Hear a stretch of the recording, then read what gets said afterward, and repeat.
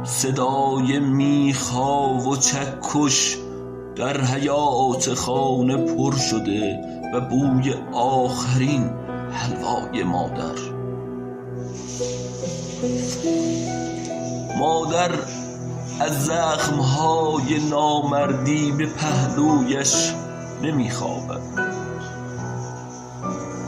مادر از زخمهای نامردی به پهلویش نمیخوابد و دم نمیزند تا دوست و دشمن سکوت کنند و در خواب روند و دم نزنند.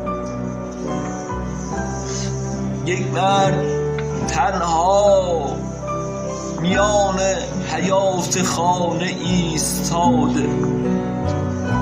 یک مرد تنها میان حیات خانه ایستاده و نگاه پرسشگرانه کودکان او را طواف می کند.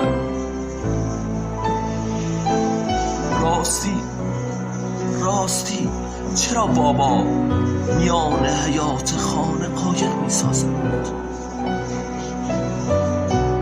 راستی چرا بابا میان حیات خانه قایق می سازد؟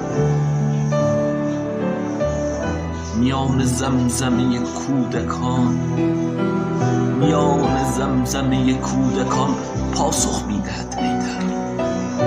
میان زمزمه کودکان پاسخ می دهد حیدر که خدا امر کرده بار دیگر کشتی نوح بنا کنم، که اینجا کشتیبان فاطمه است و کشتی فاطمه.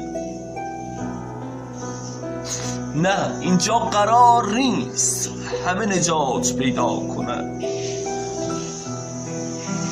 نه اینجا قرار نیست همه نجات پیدا کنند. آخر خدا با همه قهر کرد. آخر خدا با همه قهر کرد.